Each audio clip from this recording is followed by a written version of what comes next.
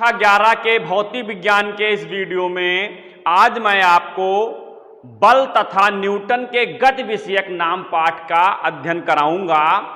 आपका अपने चैनल सार्थक क्लासेस पर स्वागत है। तो चलिए प्रारंभ करते हैं।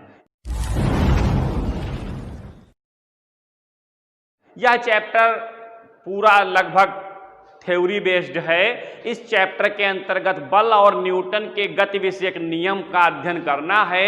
इनसे संबंधित कुछ छोटे छोटे निगमन भी हैं, परंतु यह चैप्टर कक्षा 9 में आपका पढ़ा हुआ है, इसलिए बहुत ही आसान है। बहुत आसानी से आपको समझ लेना है और इनका जो है इनको आराम से आपको याद कर लेना है। ये वीडियो देखते रहेंगे, पूरा बिना स्किप किए हुए देखेंगे तो आपको आसानी से याद आ जाएगा। यदि वीडियो आपको पसंद आ जाए तो लाइक कर दें। तो चलिए देखते हैं पहली बल।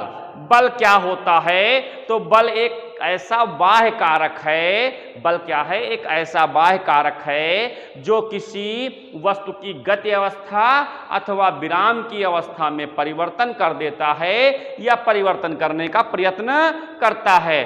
बल के बारे में आपने पीछे भी पढ़ा है। इसकी जो स्टैंडर्ड परिभाषा है वो द्वितीय नियम से दी गई है और यहाँ पर एक सामान्य परिभाषा है। ठीक है, तो बल आपको समझ में आ गया होगा। बल दो प्रकार के होते हैं। नंबर 1 संतुलित बल, नंबर 2 असंतुलित बल। संतुलित बल का उदाहरण जो है वो बहुत आसान है। आपने संतुलित बल का नाम जब सुन लिया तो संतुलित का मतलब संतुलन रहे, यानी कि किसी वस्तु पर बहुत सारे बल लगाए जाएं और उनका परिणामी शून्य हो जाए।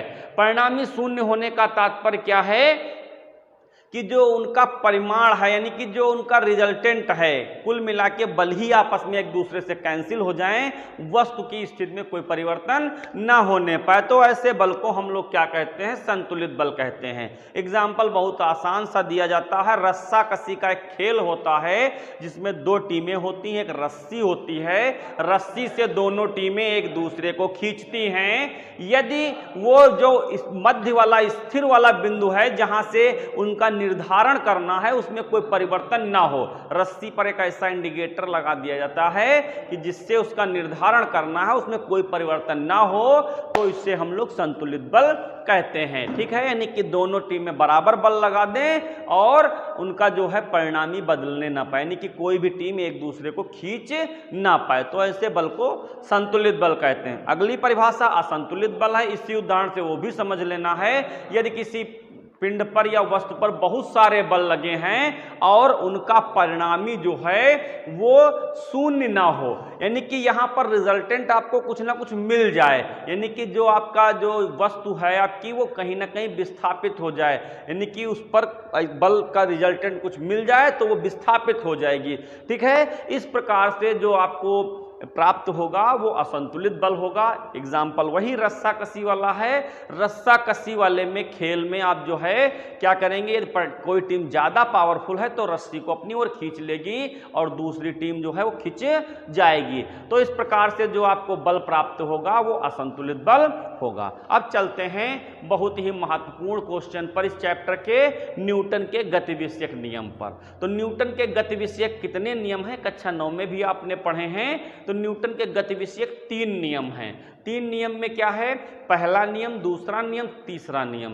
पहला नियम जड़त्व का नियम है, दूसरे नियम के बल से परिभाषा प्राप्त होती है और तीसरा नियम जो है क्रिया प्रतिक्रिया का नियम है। जड़त्व का नियम आपको समझ में आ गया होगा। जड़त्व का मतलब फिक्स है, कोई चीज जिस अवस्था में है उस अवस्था से यदि परिवर्तन करेंगे तो परिवर्तन करने पर आपको कुछ एक्स्ट्रा एफर्ट करना पड़ेगा। जैसे कोई वस्तु गतिशील है तो उस पर बल लगाएंगे तो वो रुकेगी, और यदि कोई वस्तु विरामावस्था में है तो उस पर बल लगाएंगे तो चलेगी। तो नियम यही है। क्या नियम है कि यदि कोई वस्तु विरामावस्था में है तो विरामावस्था में ही रहेगी, या गति अवस्था में है तो गति अवस्था में ही रहेगी। तो 2 प्रकार की कंडीशनें हैं। यदि कोई वस्तु विरामावस्था में है तो विरामावस्था में रहेगी, गति की अवस्था में है तो गति की अवस्था में रहेगी, जब तक उस पर कोई बाह्य बल न लगाया जाए। ठीक है, तो इसे जड़त्व का नियम भी कहते हैं। अगला द्वितीय नियम पढ़ेंगे। तो द्वितीय नियम जो है वो बल की परिभाषा है। स्टैंडर्ड जो है कक्षा 9 के हिसाब से दूसरा नियम है, कक्षा 11 के हिसाब से दूसरा नियम है, लेकिन आप कोई भी लिख देंगे चलेगा, कोई समस्या नहीं होने वाली है। पहला नियम जो कक्षा 9 के अकॉर्डिंग है, किसी वस्तु पर लगाया गया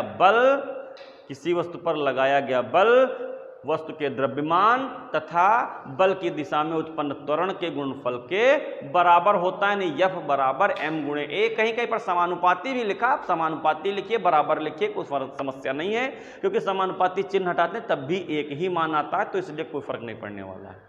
F बराबर ma। दूसरा नियम यह है, किसी वस्तु पर बल आरोपित करें तो उसके संवेग में परिवर्तन होता है, तो संवेग परिवर्तन की जो दर है वो आरोपित बल के अनुक्रमानुपाती होती है, बराबर होती है। नहीं, F समानुपाती डेल्टा P बटे डेल्टा T। डेल्टा P संवेग परिवर्तन है, डेल्टा T जो है वो समय परिवर्तन है। ठीक है, तो दूसरा नियम भी आपके समझ में आ गया होगा। यदि आपको एक बार में नहीं समझ में आ रहा है तो वीडियो को आप रिवर्स करके पीछे ले जाके फिर पुनः से प्ले कर लीजिएगा, और परिभाषा आपको स्क्रीन पर दिखाई पड़ती रहेंगी, वहां से आप परिभाषा नोट करते रहेंगे। इसमें कोई बहुत विशेष समस्या नहीं, परिभाषा स्क्रीन पर आपको मिल जाएगी और शेष हमारी आवाज आपको सीधे कानों तक पहुंचेगी। ठीक है, तीसरा नियम क्या है? तीसरे नियम को क्रिया प्रतिक्रिया का नियम कहते हैं। इसके अकॉर्डिंग यदि किसी वस्तु पर हम बल लगाते हैं तो वस्तु भी हम पर उतना ही बल विपरीत दिशा में लगाते हैं, यानी कि प्रत्येक क्रिया के बराबर परंतु विपरीत दिशा में प्रतिक्रिया होती है। प्रत्येक वस्तु पर लगाया गया बल उस बल के बराबर परंतु विपरीत दिशा में क्या होती है? प्रतिक्रिया होती है। ठीक है, तो जड़त्व के बारे में हम लोग पढ़ेंगे। तो जड़त्व क्या होता है, हम पीछे पहले नियम में न्यूटन के पढ़ चुके हैं। जड़त्व आपका क्या है?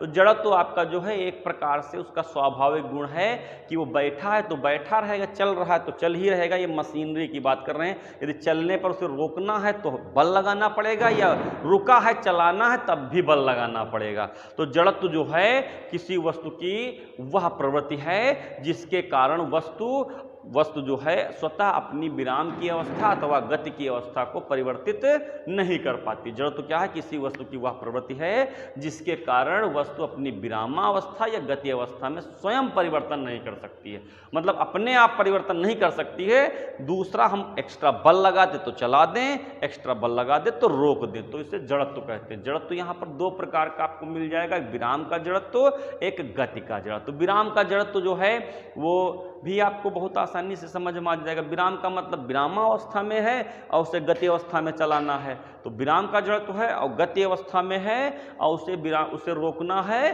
तो वो गति का जड़त्व है। बहुत आसानी से आपको समझ लेना है, बहुत आसान काम है।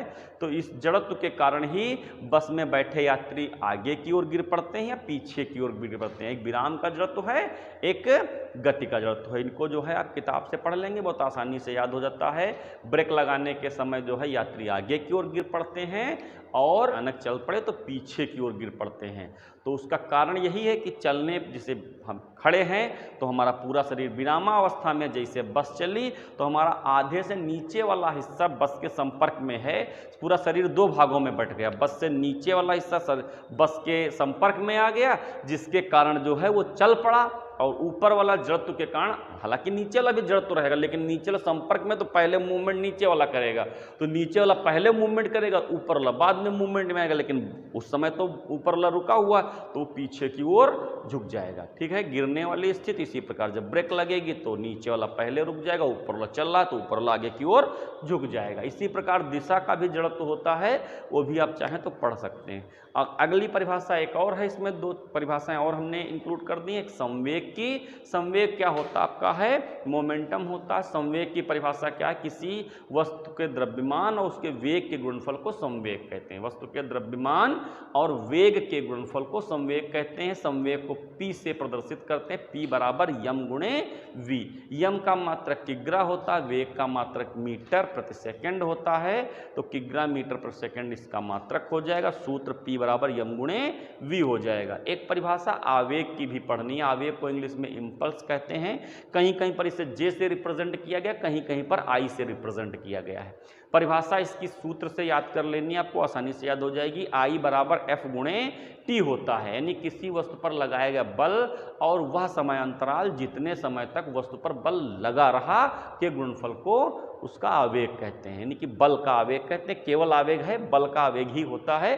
किसी वस्तु पर लगाया गया बल और वह समयांतराल जितने समय के लिए उस वस्तु पर बल लगाया गया के गुणनफल को बल का आवेग कहते हैं, यानी कि बल और समय के गुणनफल को आवेग कहते हैं। बल जितने समय तक उस पर लगाया गया, ठीक है, इस वीडियो में इतना ही। यदि आपको वीडियो पसंद आ जाए तो लाइक करें, अपने छात्रों के, अपने मित्रों के साथ शेयर करें, ठीक है। और यदि आपको इसी प्रकार भौतिक विज्ञान के वीडियो की इंपॉर्टेंट श्रृंखला और सामान्य श्रृंखला प्राप्त करनी है, पाठ्यक्रम के वीडियो प्राप्त करने हैं, तो आप हमारे चैनल को सब्सक्राइब कर सकते हैं।